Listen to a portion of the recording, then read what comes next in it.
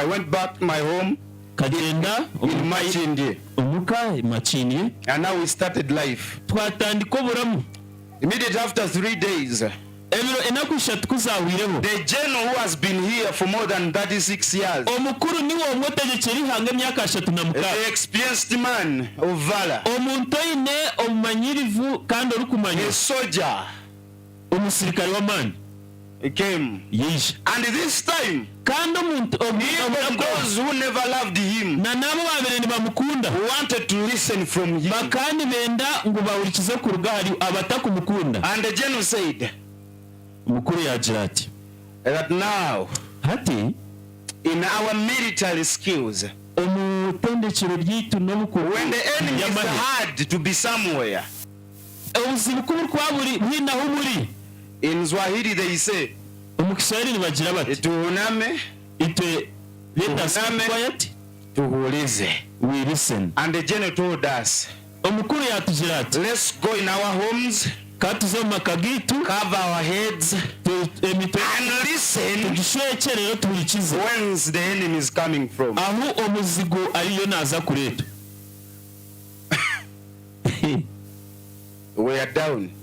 Wenu tumwe twena tukagwa hansi. And this took us 14 days.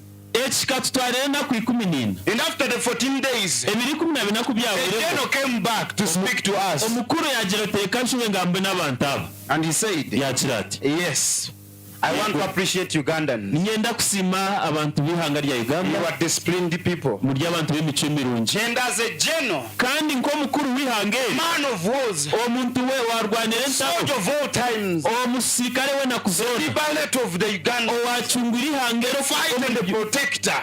omurwani kandi omurinzi. I've understood the enemy. Nayetegereza omuzigo ahari And the enemy kandi omuzigo can be won nabasa kuba if we ariyo have discipline. nabasa It kusimbuka only takes us Kuturagira discipline to put the enemy down. kuturagira emico nituza kusimbura And omuzigo. that day, Izooba he eryo taught us two Lunyankole words. yatwegesa ebigambo bibiri by'orunyankore. Okweshoreza. Okushoreza. Nokwetyamula. Ekyokubanza akajya no kwekyamura. The general told us Omukuru akatugira that if ngu we are wagira disciplined, twagira emico the enemy is down. omuzigo twamusingwire. Konka, we said, Nabwe yagira ati oda wa ujesi, oda ni moja. engenderwaho y'abasirikare nemu. General, you are perfect in all your sayings. Omukuru ebyorugamba byona Even the opposition guys, na nabo bari kumuhakanisa bo bonka they said, General, bakagira ngo omukuru we shall be in our houses. twagenda tukatuzo mu maka gitu. You see, Nimureba the general became a celebrity. Jeno akaba omuntu ori kumanywa hona. The only thing we wanted to hear, Ekintu ekishanyabere nayenda kuhurira kyonka the general speaking to us. okuhurira Jeno ningo omukuru We wanted to have the comfort of our dad. itwe twatura turi kwenda tutunge obukoko baje babuzeyi We we. went down for 24 days. Twagenda ebiro 24. And the general came back. Bunaku bwawire Jeno yagaruka. The general said, Jeno omukuru yagira ati we cannot risk the economy of the country.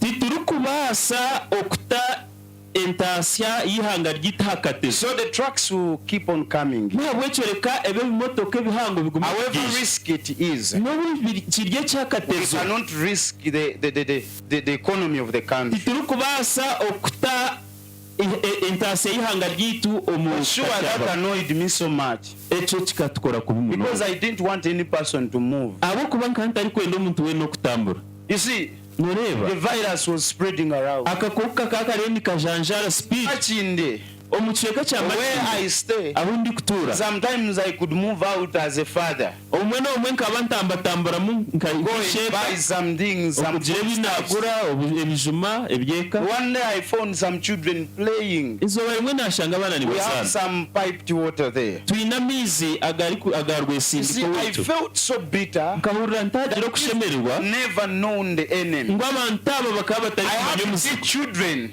nkamureba abo in our bana village about the enemy. omukyaro ekyo namaze nagisaba musigo Going back home, kunagarukira you muka have to shower before you enter the house. kukaburyo kumanza wana butakagenzera This was a terrible time. obukaburyo bubwire bukumire Especially people who are living in town. na munonga abantu abere ni batura mu ndege. It was a bitter experience. Bukabubwire bwo busharizi. You know, I got even tired of sitting in the chairs. Nkaika kuruha okujamo mu ndege. Lying on my mat. Nkatandika kubyama hansi hanice. In the house. Omunju. I watched my TV. Nareba TV yanje. And it almost lost all the color. Yona byawaye byo kureba.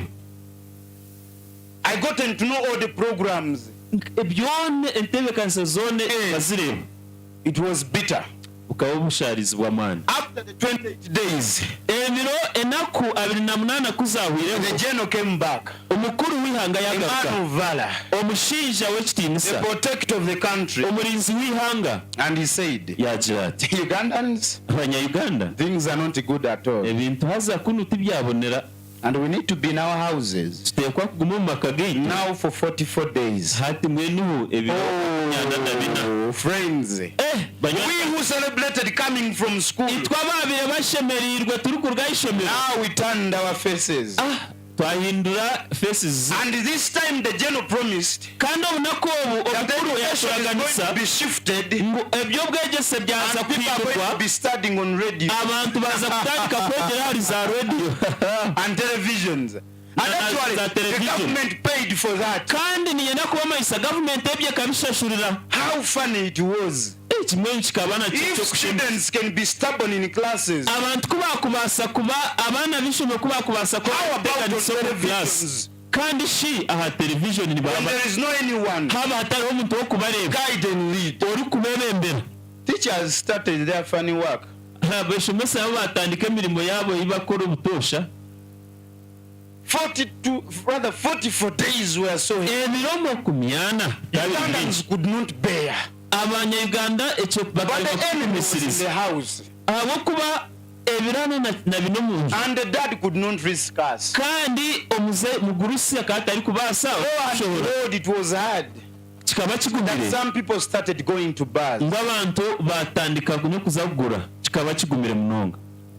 People were caught in bars. Abantu bakwatibwa mu mabara. There in Kawempe, omucheke cha Kawempe 60 people were caught. Abantu nkaga bakwatwa. Funny enough, 35 were women. Ekiri kucyayo kuba kibi abamwamu by'abakaba ry'abakazi. The mothers of the nation. Abakazi ba mama b'ihanga. In 44 days. Mu 24 it was hard. That it was bitter in some families and homes. This was a hard experience.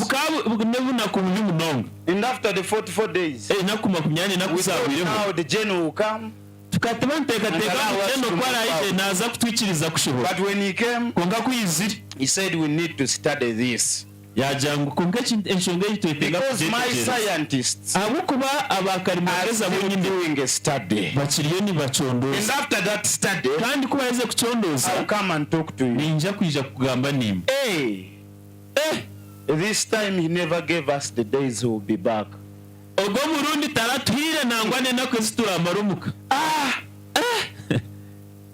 month was down. Now people started asking, Gino, where are you?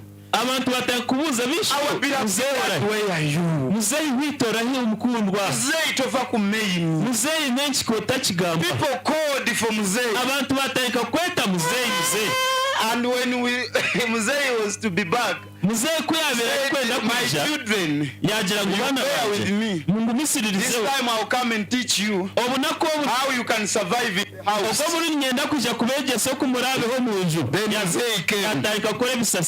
Muzeyi came. Muzeyi came. And we enjoyed that. After he taught us how to serve a kilogram of portion amongst the family members. Ugandans, we don't know. But we are blessed. We have a man. And the man is intelligent. He came with a ruler. And well mingled.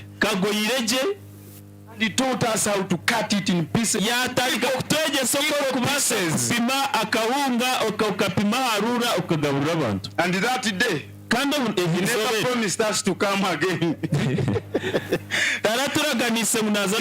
We had to wait in our houses. When I speak this, people of Ntungamo, you don't know. What did you see? In Kampala, we were in a battle. And the rescue team started coming. They started serving us portion beans in our houses. It was tough. And some people got tired. People were hard found in bars. And you see, even church work got stuck. Let me tell you, only my friend Pastor Msonera. It was the first time I preached without a shirt. You see, Adventists are very strict. We are very strict. Necktie, must be smart. But in our houses, sometimes people could ask me for a sermon. I preach online. It worked so much.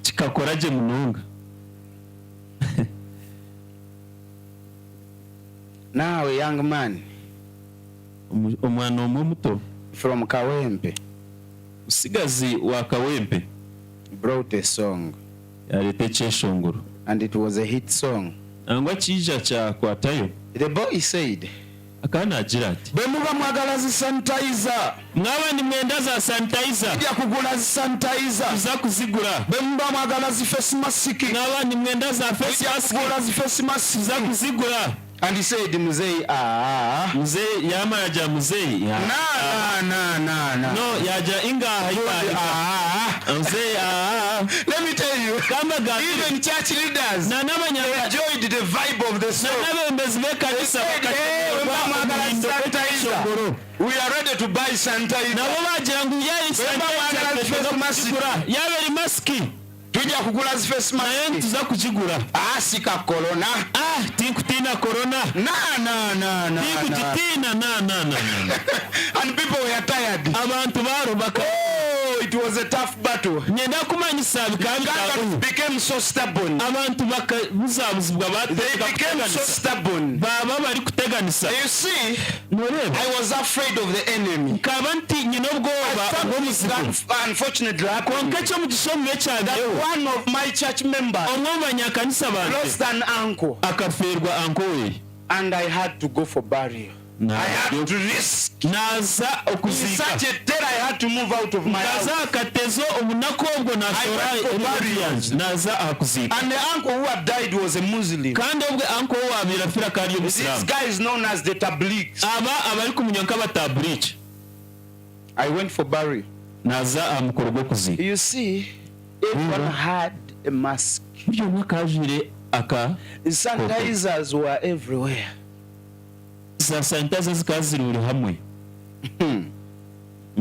A Muslim guy. No one wanted to greet the other. We are very suspicious. Whoever that assumed to be having COVID-19. But still, I saw some lazy people greeting each other. And whenever I would see COVID. Then, the casket was brought. The guys who came, if you watched Apollo 11, the spaceship of the NASA in America, Apollo 11 ekijunjirizi landed on the moon in 1994. The same experience was retrieved here. Guys had what they called, what was that, protection gear? As if they were going to move on the moon. Everywhere was covered. When the ambulance came, ambulance the guys got out abashija bashobora and they had sprays. bakabine byo kufurira They sprayed us all. twena batufuhirira You see, they created a situation bakataho ekibera which made me shiver. ekyandetire nagira okutekema ekinenki. It was a terrible moment. bukaba buryo They sprayed everywhere as if we had COVID. bakafuhirira buri hamwe olukusha twena tuyine covid. And then they said bagira bati the guy could not be taken out of the car. ubwo munyamwe tituragura The tigura mu sheikhs moto stood afar and they gave a swala. basheka bayemerera nkahari The bahereza swala swara that took only 3 minutes. swara ekatwara entakikisha tuzonga Oh, it was terrible. kikaguma. Then they drove to the grave. bagenda bavuga ishandu cya kituro. But then I heard some false Ugandans saying, nabwo nkaguma mpurire abanyayuganda bamwe bari Sheikh never died. sheki tarafire What are we going to bury? muriyo nimuza kuzika ki. I sensed danger Kahurira because I know my fellow countrymen here.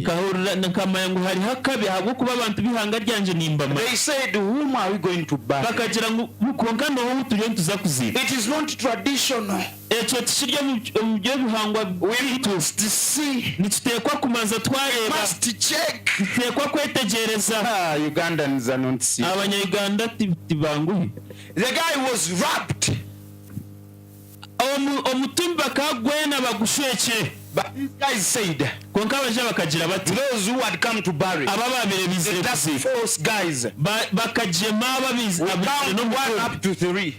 We don't want to see you here. twayikaha We shall kill you. nituza kubara emwari eshatu titwenda kurebaho omuntu no kandi kumuraga umuntu tuza kubita. Not bear. abantu abati barakigumisiriza They left. barugaho. Now the young boys said, aba basigira we abati must see what is wrapped here. nitutekwa kureba ekishwe kiromu. They unwrapped the guy. Until one said, omurambwe bagushambura ku isyo bagize he is the one. niwe Here is the beard. niwe ogwo reba ebireju mbiba. Oh, how terrible it was. I said, now, a man who died of COVID, kikabe cyakabi Ugandans are not serious. okureba omuntu wabereyisigwe covid kuko abanyayuganda cyari kucyetegereza. The church member, I just left and went back home. Because nanonyakanisa we katinamuragiye I never saw my salvation anywhere. abo kuba muri yecho tindarebe Because ubuzima after kwanje touching the dead body, abo kuba I kuneza thought the kwata virus could be spread to every one of us. etegereza ngo akakoko nikaza kugendera buryo mu niyo shaka mwenshi Not say bye-bye to anyone. niyo nshonsho ngataragire mukine owaraje. I took a French cat nakwata kahanda kangwe as a Japanese warrior nkomwe ombarwana abajapani who knows how to make a sirik. uri kumanya gukora sirik. I got lost. nabura. Ugandans are not serious. abanyayuganda tibangwe.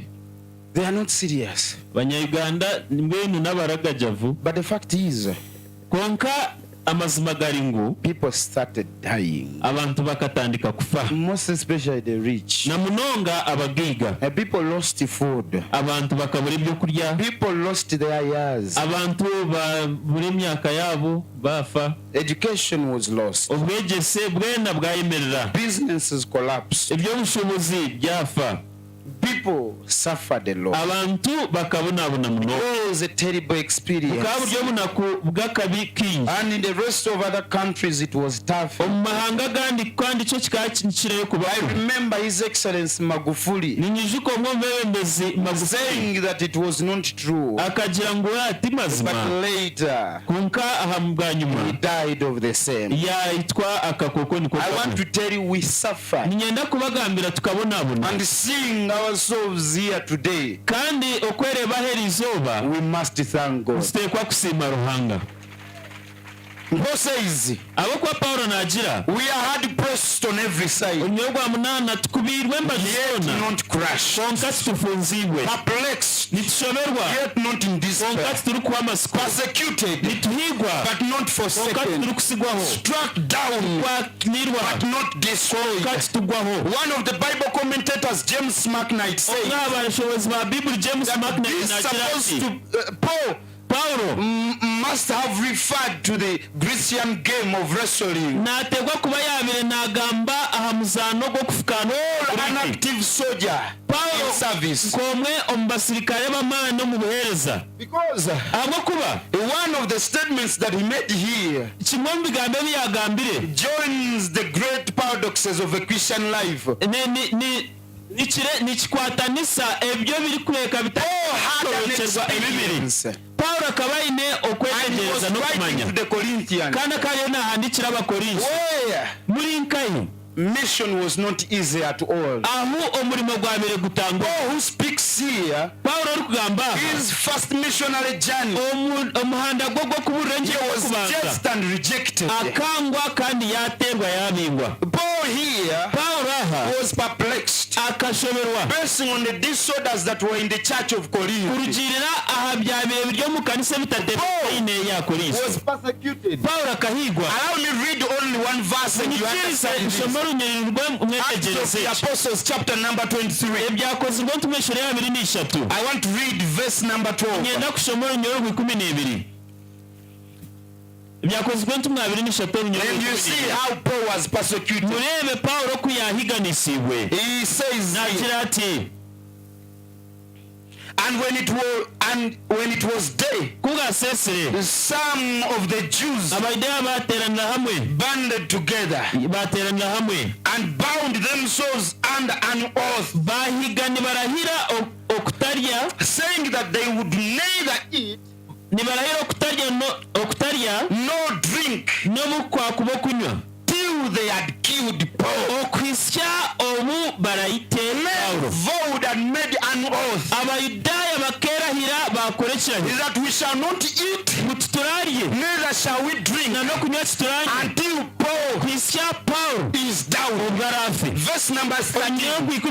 Now there were more than 40 men who had formed this conspiracy, being hunted by 40 men, because Paul was preaching the good news of our Lord Jesus Christ. They boasted that we shall not eat, we shall not drink until Paul is killed. More than 40 men